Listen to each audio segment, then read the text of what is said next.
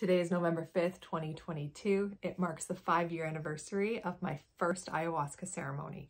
I did it to get over my food addiction, anorexia, and bulimia, and it happens to be one of the most watched and liked videos that Caron and I have done together. So why don't we watch this episode together and see what it's like when you do an ayahuasca and YOPO ceremony.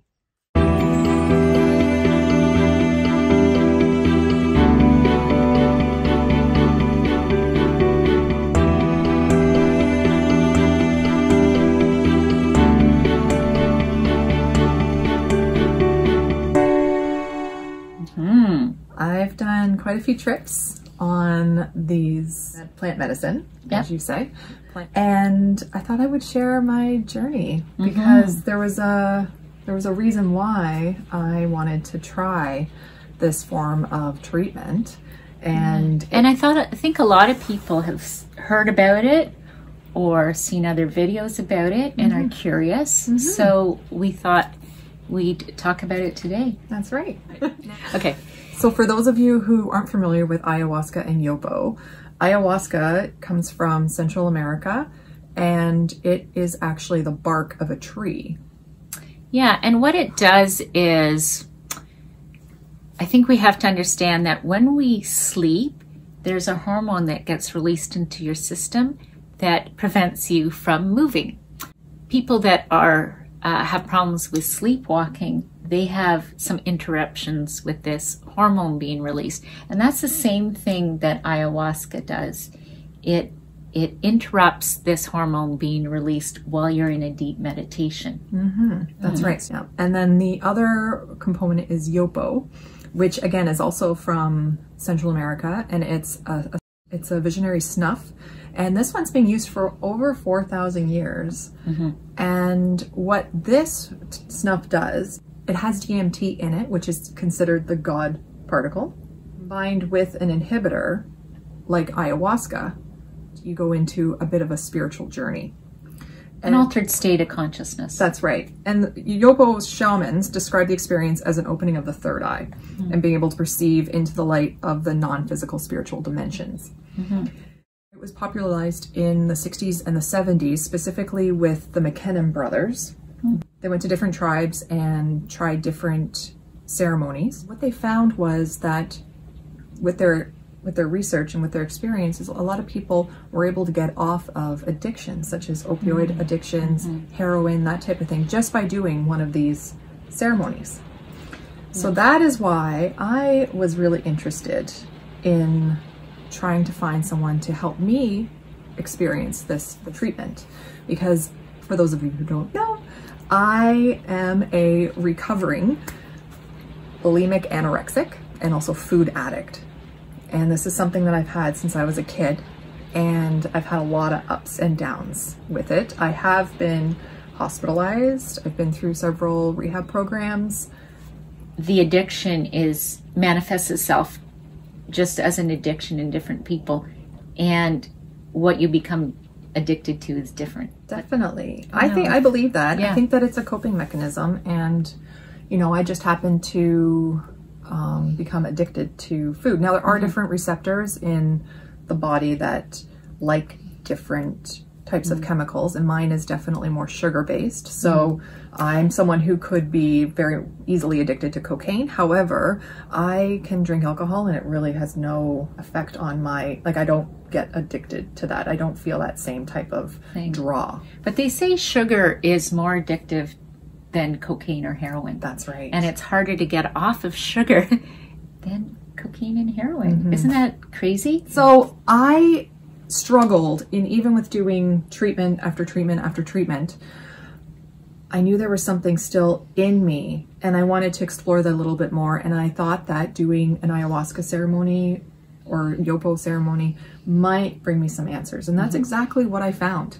My first session with a medicine man was a few years ago. So you have to actually snort a green powder, which is the YOPO.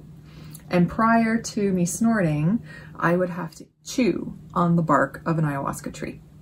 Are these two combined? You immediately access a different level of consciousness. That's right. Yeah.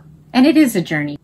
kind of like astral travel, all in one. That's right. Yeah, because at the beginning of each session, you have to set an intention. So for my first one, I wanted to focus on my eating disorder and my relationship with food. After the snuff, it does hurt a little. It hurts the respiratory. It does burn the head a little, the sinuses, but it really doesn't last that long. And then I had beautiful psychedelic, very geometric shapes and numbers kind of come to me, and I'd lay back on the carpet and look up to the ceiling and just feel really good. Now, a lot of people, when they do ayahuasca, and I think this is what scares a lot of people, is that they've heard or people have experienced a lot of diarrhea and a lot of vomiting. And I knew about this going into it as well. And when I was there, both the medicine man and his assistants made sure that I had toilet paper and a bucket. And sure enough, as much as I've never experienced having to use the washroom, there was a lot of vomiting that first one. And it would come in waves, so I would start to feel very nauseous. But when I would throw up, it kind of resembled an exorcism, actually. It was like I was so aggressively screaming and just vomiting into this bucket with such passion. Like I was getting rid of all this darkness. Yes, that's what I was just going to say. Yeah. The negativity was coming out. It was. That's exactly what it felt like. And then when that would subside, all of a sudden I would feel so much love and joy. And I felt like I was in another world. There was so much gratitude, and I've never experienced love on this level, and just what it must feel like when we die and we cross over. Yeah, we go cross over. And how I've heard it explained, and I don't think you had this experience, is usually the assistant combs your hair after to get the stardust out of your hair from the trip to the the stars and the ethers and the other side. Isn't that kind of That is. Neat? Now, they didn't brush my hair. They actually did massage on me to kind of bring me back to my body. And it was just such a wonderful experience. And when you come back to your body, they draw a bath with a whole bunch of cedar and herbs and sticks. So you have this bath, you listen to this music, and then afterwards you're right back. Yeah. Like it's a very quick, it's about 4 hours altogether. The treatment itself is maybe 45 minutes to an hour where you're actually in the ethers. After the bath, immediately I felt different. It changed my life. For the first time in my life, I wasn't thinking every single second of the day about food. I wasn't thinking, when do I get to eat next? Okay. Being a food addict is similar to an alcoholic, except you can't not avoid food. You can't take the food out of the environment like you can with alcohol. That's right. Yeah. So essentially, being a food addict is like being an alcoholic who has to live in a bar, and you're allowed one drink a day. So I tell you, like for an alcoholic, they would be sitting there thinking about when they get their next drink. And then when they get to drink it, it's just, you can't help but hoover it in. And then at the minute you're done, all you do is think about when you can have your next drink. And that's exactly like being a food addict. Every time I wasn't eating, I couldn't help but want food. I would be thinking about food. It was extremely obsessive. And when I did the ceremony and it got rid of that, I suddenly realized how much time I wasted obsessing over food. It was absolutely amazing. I suddenly had all this free time to think about other things. It was such a relief. So this is interesting because this also tells me the food addiction can be sort of to, you know, promote serotonin being released into your system, sort of this. But there's another level, a spiritual level that has to be addressed as well. So, I mean, I think maybe that's why people have such difficulty with addictions in general, is because, yes, you can kind of work with the body to kind of detox the body, but you still have to do that spiritual part as well. Like we've said with our health issues, you have to address all sides of it, the physical, the spiritual, and the emotional. And I think with addicts, they do address the physical, like the addiction, and do the detox, like you said. A lot of us get the counseling, to help us with the mental and emotional, but that spiritual component, that was it. That was the missing key. And I know that for me, my eating disorder and my addiction were related to being obsessive compulsive and just my self-hatred. And I felt like that day I got rid of all that darkness in me. And it was life-changing. And so I wanted to see what else would happen. So I did it 3 more times. And interestingly enough, after getting rid of all these demons, the second time I did the ceremony, same place, same medicine man, same procedure, I wanted some insight into my future. I was at a lot of crossroads. I was trapped in that I should be doing this. I want to do that. You know, this is called responsibility. Yes. This is called my calling. And I just wanted some insight into my future. Funny enough, I didn't go into the future. What I did was I went back in time into many past lives.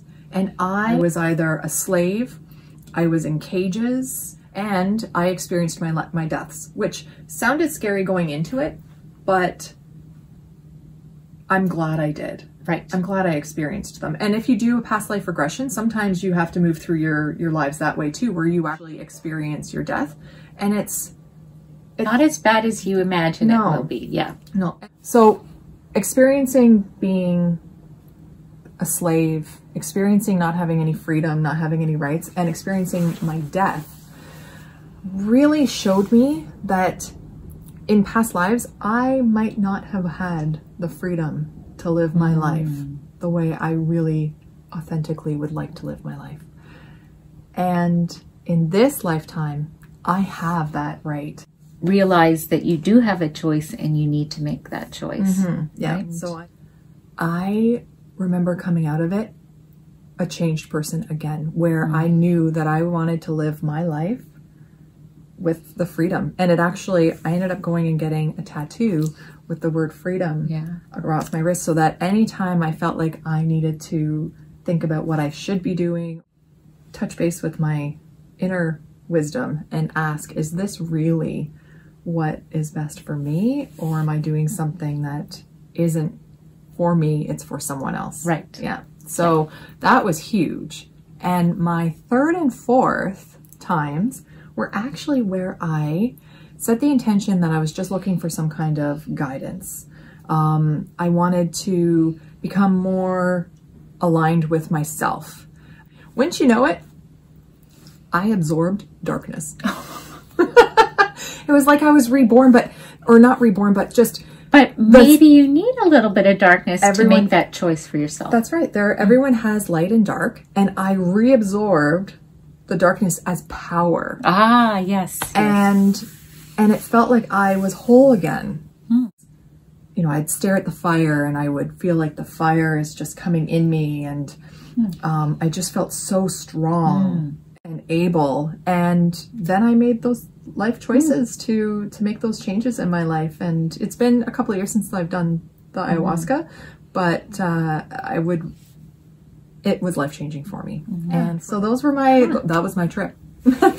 And I think we should put a little disclaimer here.